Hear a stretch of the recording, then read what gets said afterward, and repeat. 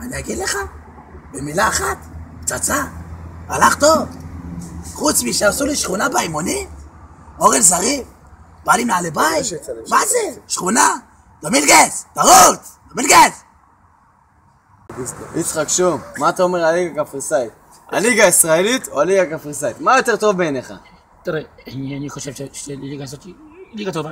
תראה, שאני אימנתי את בית"ר ירושלים, היה לנו אורח של צ'מפיונס, היה פרמייר ליג. תראה, חיפה היה עונה טובה. שיש קאדר גדול, אז אתה יכול להגיע לגבהים. תראה, אני לא חושב שאם מדברת על בית"ר, או לליגה הקפריסאית, אני חושב שבסדר גמור. אז תקשיב, אני לא יודע מה אתה מזיין את השכל, אני רוצה לדבר על בית"ר ירושלים כרגע. בית"ר ירושלים צריך שיבוא קונה, כי בית"ר זה טובה לליגה, בית"ר, אתה יודע, זה דברים קרה, זה יקרה עוד פעם, אבל צריך בעל בית חדש של בית"ר ירושלים, גם שהקאדי שם הרבה כסף, מפריע לי עוד שם, אבל לא נורא. אני רוצה להגיד שבית"ר ירושלים, אם יורשה לי, האוהדים צריכים לחזור למגרש, וכמה שיותר מהר, כי בית"ר חשובה לליגה, וחשובה לטלוויזיה, לכל אחד, לכל אוהד בכדורגל. דבר אליי. תראה, יוסי מזרחי, אתם התחלתם עונה מאוד טוב.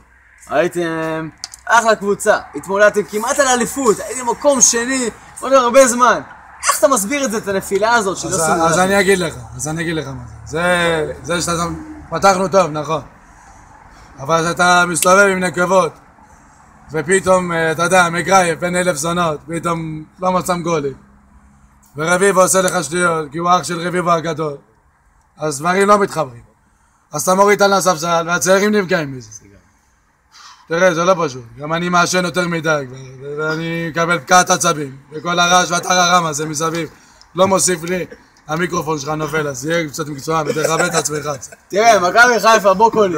אנחנו התקרבתם מאוד למכבי תל אביב. כמעט הייתם קרובים, אבל בסופו של דבר מכבי לקחת אליפות. מה יש לך להגיד על התקופה הזאת, תקופה הטובה של מכבי חיפה? תראה, שבמדו היה, לפני במדו היה עטר. הוא כל כך הלך, עטר היה דפוק. אבל במדו התחלנו לחבר פס מפס. בסדר, הורדתי גשר משיניים. בסדר.